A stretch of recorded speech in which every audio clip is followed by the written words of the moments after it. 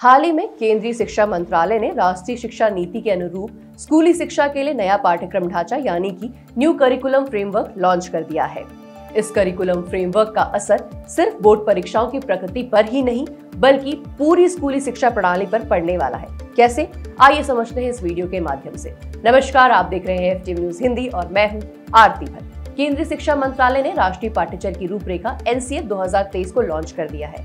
ये curriculum framework करीब 36 साल से चली आ रही भारतीय शिक्षा प्रणाली को पूरी तरह से बदल सकता है। आपको बता दें, इसे नई शिक्षा नीति यानी कि न्यू एजुकेशन पॉलिसी 2020 के तहत केंद्रीय शिक्षा मंत्रालय ने तैयार किया है।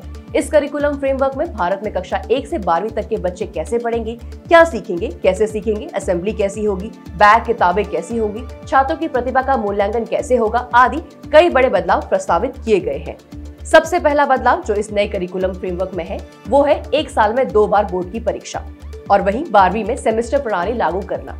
इसके बाद जो अहम बदलाव किया गया है वो है स्कूल में बच्चों के बैठने यानी कि सिटिंग अरेंजमेंट को लेकर। अब से NCF के नए नियम के अनुसार बच्चों को कक्षाओं में गोलाकार आकार या अर्ध गोलाकार आकार में बैठने को कहा गया है।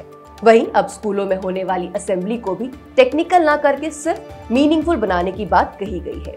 यूनिफॉर्म चेंज की बात करें तो स्कूलों में स्थानीय मौसम के हिसाब से पारंपरिक, आधुनिक या जेंडर न्यूट्रल यूनिफॉर्म का विकल्प चुनने का विकल्प है। अब समझते हैं कि NCF के अनुसार आखिर क्या है 11वीं और 12वीं का एग्जाम पैटर्न। NCF के मुताबिक सेकेंडरी स्टेज को 4 ग्रेड में बांटा गया है, जिसमें छात्रों को कुल 16 विकल्प आधारित पाठ्यक्रमों को पूरा करना होगा।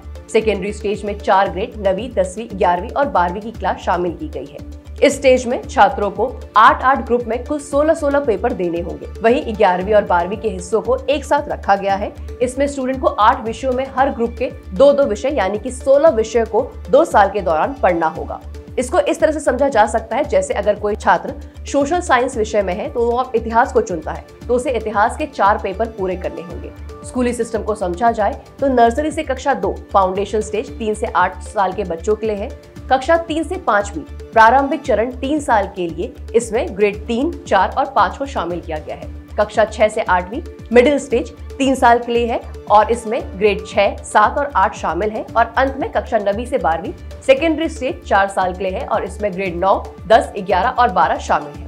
ये थे कुछ अहम बदलाव जो नई शिक्षा प्रणाली को ध्यान में रखकर किए गए हैं। आज के लिए फिलहाल इतना ही। देश और दुनिया में टेक्नोलॉजी से जुड़ी खबरों के लिए जुड़े रहें हमारे साथ। धन्यवाद।